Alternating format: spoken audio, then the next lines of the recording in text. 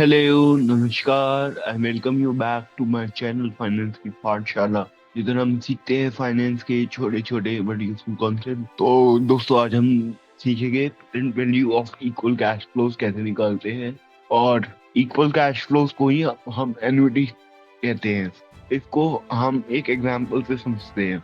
Example है, Trisha will be receiving 20,000 for 4 years from Jack, but Jack wants to settle his account with her today.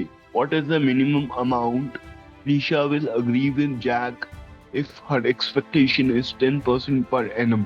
तो Trisha receive करेगी 20,000 रुपए हर साल 4 साल के लिए। बट जैक क्या चाहता है, जैक उसको कुछ ऐसा अमाउंट देना चाहता है जिससे उसका अमाउंट सेटल हो जाए आज की आज।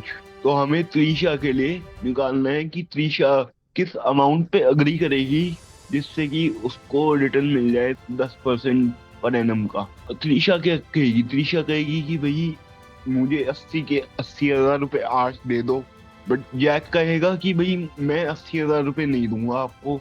वो पूछेगी क्यों नहीं देगा, तो वो कहेगा कि भाई अगर मैं आपको 80,000 रुपए आज दे दूं तो उसके ऊपर आपकी इनकम भी होगी, तो उस इनकम को कंपनसेट करने के लिए कुछ हमें डिस्काउंट भी दे दो। तो Trisha ask him to pay 80,000 now, but Jack refuses to pay the whole amount of 80,000। He gave the argument that he should be allowed some discount to compensate for the income that she would be earning if he pays the whole amount now। अब discount का scene को हम आगे समझेंगे कि क्या होता है। अब आ जाते हैं हम मुद्दे पे। Eight the end of year 1 20,000 रुपए मिलेंगे, eight the end of year 2 20,000 रुपए, eight the end of year 3 20,000 रुपए, eight the end of year 4 20,000। तो ये सारी हमारी फ्यूचर वैल्यूज है। अब future value eight the end of year 1, future value eight the end of year 2, future value eight the end of year 3, future value eight the end of year 4।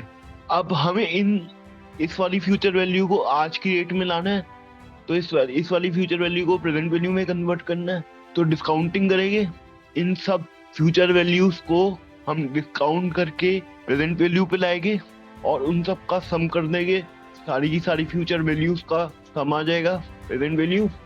अब हम ये जानते हैं कि present value is equal to future value divided by 1 plus R divided by N raised to the power N T.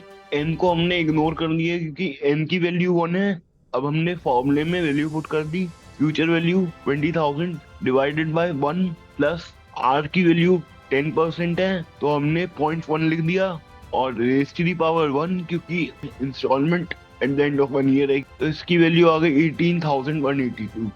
Similarly for the second installment हमें future value दे रखी है, प्रेजेंट वैल्यू निकालनी है।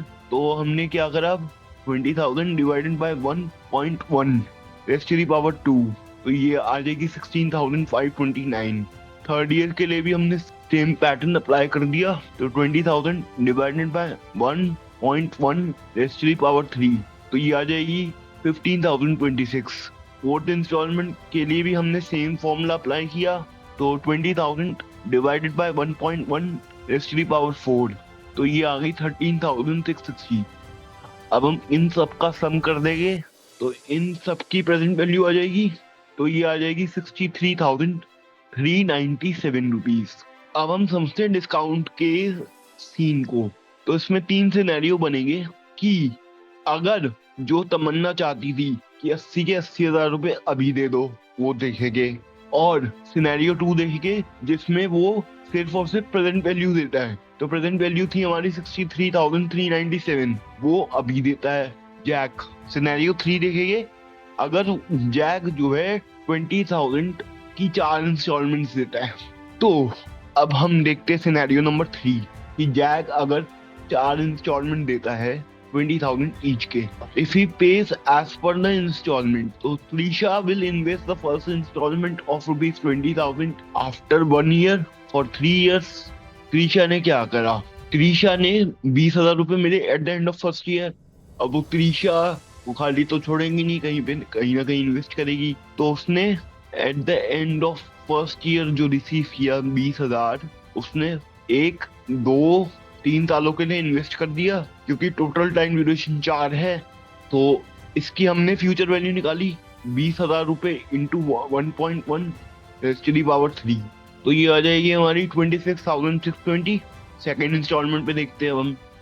Trisha will invest 20,000 after 2 years। For 2 years Trisha को amount मिला है eight the end of second year. कितना मिला? 20,000। खाली नहीं छोड़ेगी, 2 साल के लिए इन्वेस्ट करेगी। 1 2, तो उसमें फ्यूचर वैल्यू निकाल दी हमने। तो 20,000 into 1.1 raise to the power 2, तो ये आ जाएगी हमारी 24,200। थर्ड इंस्टॉलमेंट मिलेगी उसे। थर्ड इंस्टॉलमेंट त्रिशा इन्वेस्ट करेगी आफ्टर 3 years। कितने साल के लिए इन्वेस्ट करेगी? 1 साल के लिए। त्रिशा को मिली थर्ड इंस्टॉलमेंट 20,000 की। खाली तो छोड़ेगी नहीं, उसने इन्वेस्ट कर दिया 1 साल के लिए, क्योंकि टोटल टाइम ड्यूरेशन हमारी 4 है। तो फ्यूचर वैल्यू निकालेंगे 20,000 into 1.1 raise to the power 1, तो ये आ जाएगी हमारी 22,000। अब Trisha will receive fourth installment after 4 years, but Trisha उसे इन्वेस्ट नहीं कर सकती क्योंकि टेन्योर कंप्लीट हो गया है। त्रिशा को मिला 20,000 रुपए eight the end of year 4। अब उसका टेन्योर खत्म हो गया है, तो इन्वेस्ट तो करेगी नहीं वो। तो total amount she will be receiving after 4 years is equal to, ये 20,000 रुपए जो फोर्थ इंस्टॉलमेंट में मिले 22,000, जो कि थर्ड इंस्टॉलमेंट का फ्यूचर वैल्यू बन गई है 24,200, जो कि सेकेंड इंस्टॉलमेंट की फ्यूचर वैल्यू बन गई है ये वाली, एंड 26,620 जो कि फर्स्ट इंस्टॉलमेंट की फ्यूचर वैल्यू बन गई है। तो टोटल अमाउंट क्या आया? 92,820 रुपीज। अब देख लेते हैं हम सिनेरियो 2। जो हमने प्रेजेंट वैल्यू निकाली थी यहाँ पे 63,397 रुपीज, वो अभी पे कर देता है जैक। उस केस में फ्यूचर वैल्यू क्या निकलेगी?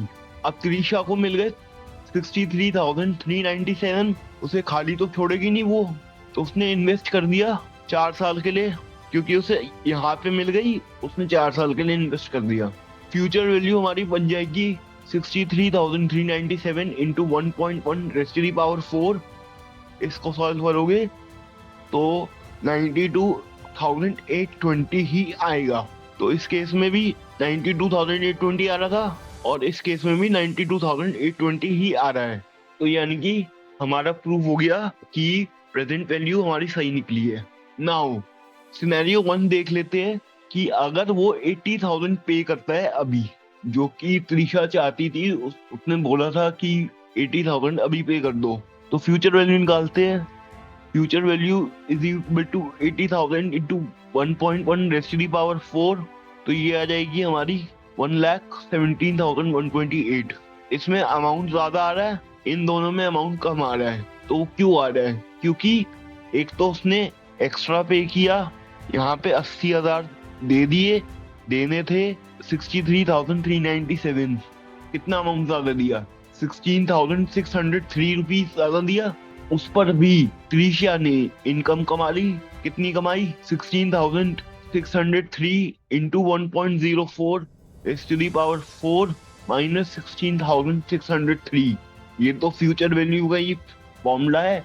माइनस कर दी इन्वेस्टमेंट, तो उसने इनकम कमाई 7,705 रुपीज। तो अगर जैक ने 80,000 रुपए पे करे होते, तो उसने एक्स्ट्रा कितने पे करे होते? उसने एक्स्ट्रा पे करे होते 16,603 रुपए, और उस पर भी त्रिशा ने 7,705 रुपए का एक्स्ट्रा इनकम कमा ली होती। तो उसको अनड्यू एडवांटेज ना हो, इसीलिए जैक ने उससे डिस्काउंट मांगा था। अगली वीडियो में हम देखेंगे इसको शॉर्टकट तरीके से कैसे सॉल्व करते हैं।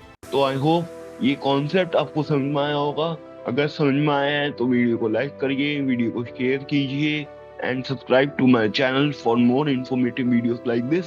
तो मिलते हैं हम नेक्स्ट वीडियो में इसी की शॉर्टकट टेक्निक के साथ।